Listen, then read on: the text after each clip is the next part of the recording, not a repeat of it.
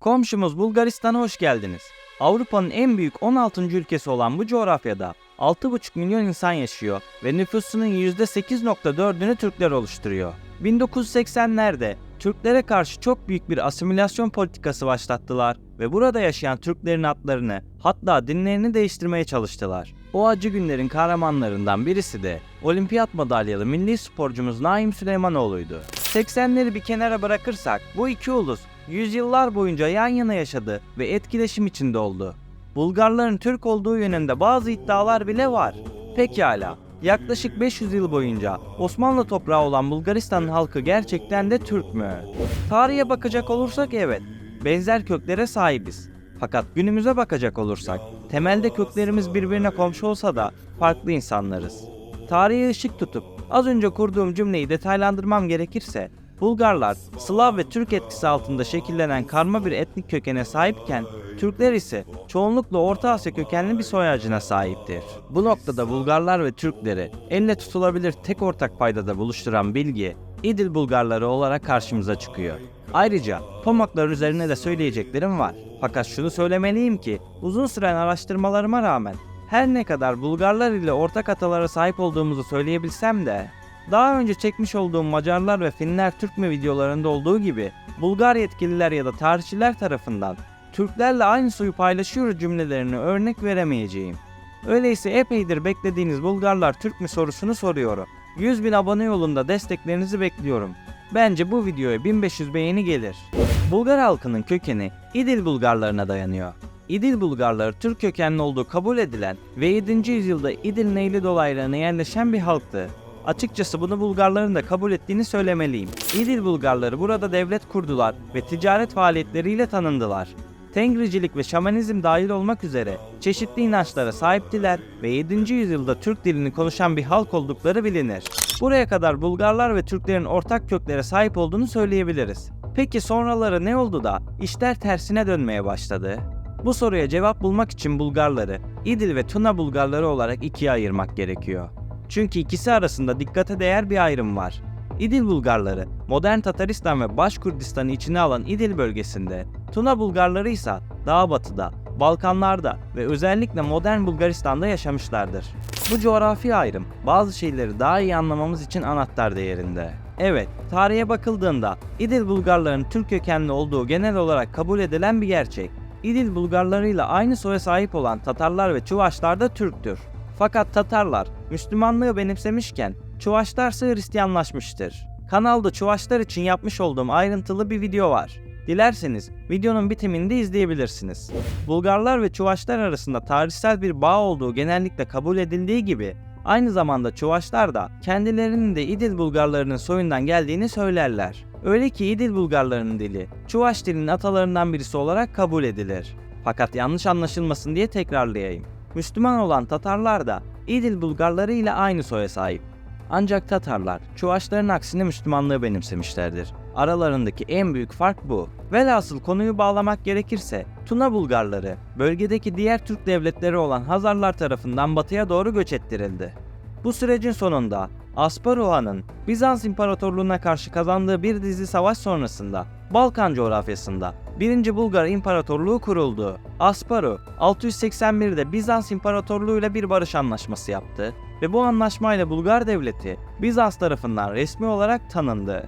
Daha ilginç bir bilgi paylaşmam gerekirse, o dönemlerde Tengrizm dinine mensup olan Bulgarlar, Balkanların en yüksek dağının ismini Türklerin gök tanrısı Tengri olarak isimlendirmiştir.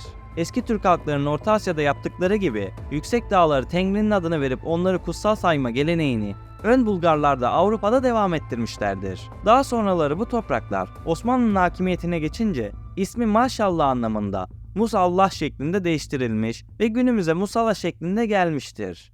Konu içine entegre birçok bilgi olunca bazen kopukluk olabiliyor. Ayrıntılı bilgiler vermek için bunu yapmak zorundayım, maruz görün.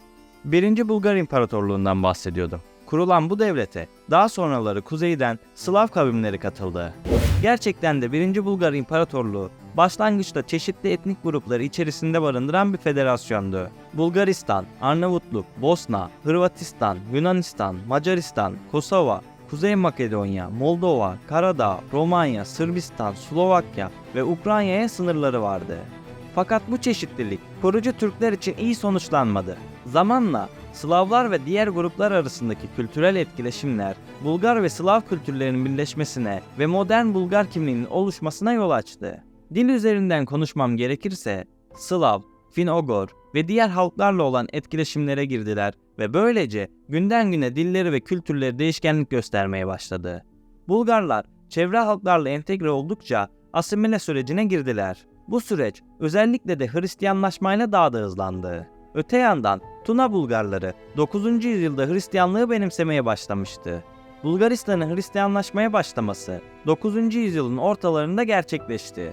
Bulgar Ağanı 1. Boris 864 yılında Hristiyanlığı kabul etti ve halkına bu dini benimsemeleri için çaba gösterdi. Hatta kralları ismini değiştirerek Hristiyan ismi olan Mihail adını kullanmaya başladı. Han Boris'in bu hareketi Bizans İmparatorluğu ile iyi ilişkileri güçlendirdi ve aynı zamanda Bizans'ın dini ve kültürel etkisini Bulgar toplumu üzerinde arttırdı.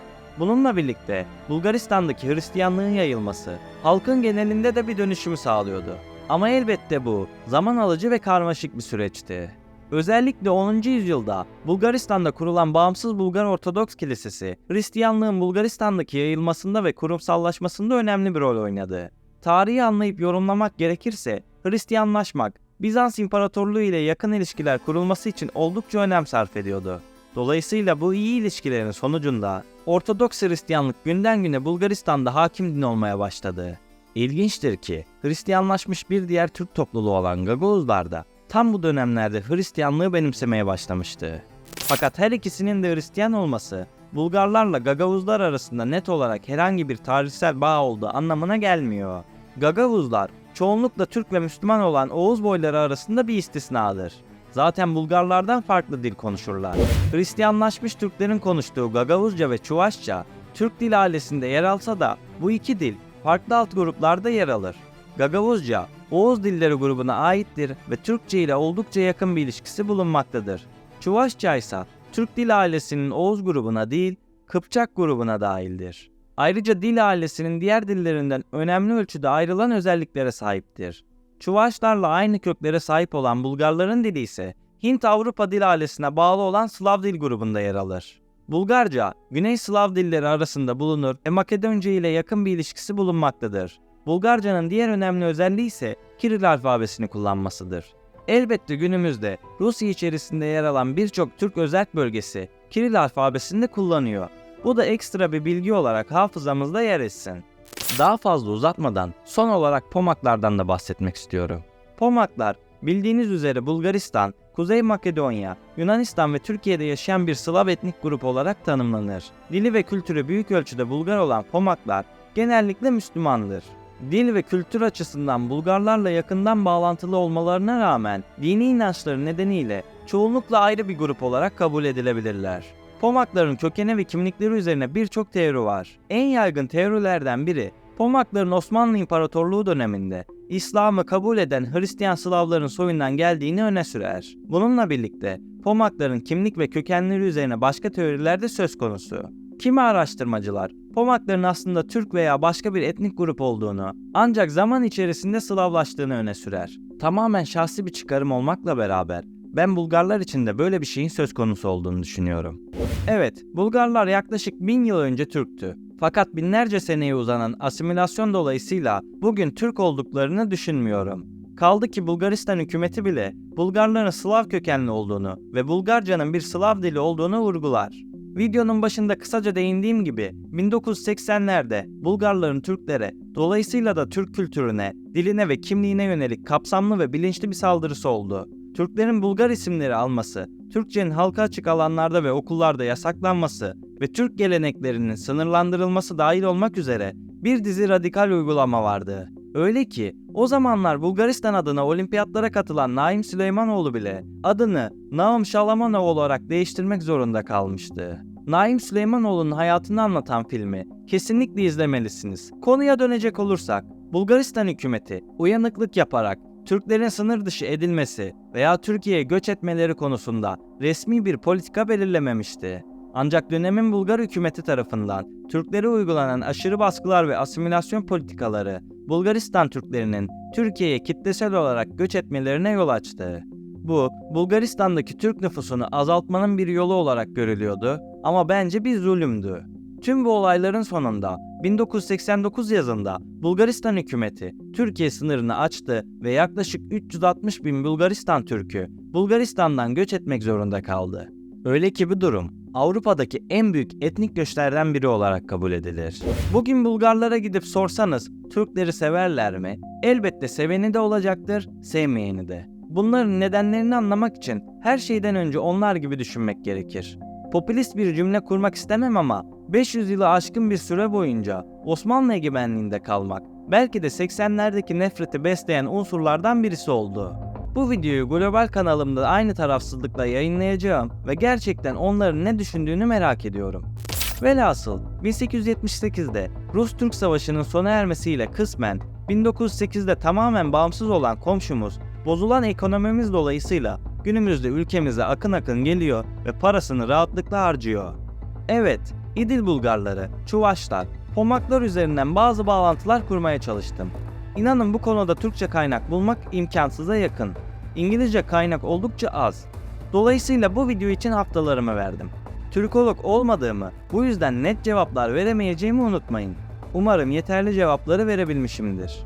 Kendi çıkarımlarımı özet olarak son bir cümlede toparlamam gerekirse, Bulgarlar, binlerce yıl öncesine uzanan Türk kökenlerine sahip olan, günümüzde Slavlaşmış bir toplumdur. Macarların aksine, devlet yetkilileri nezdinde kendilerini Türk olarak görmüyorlar.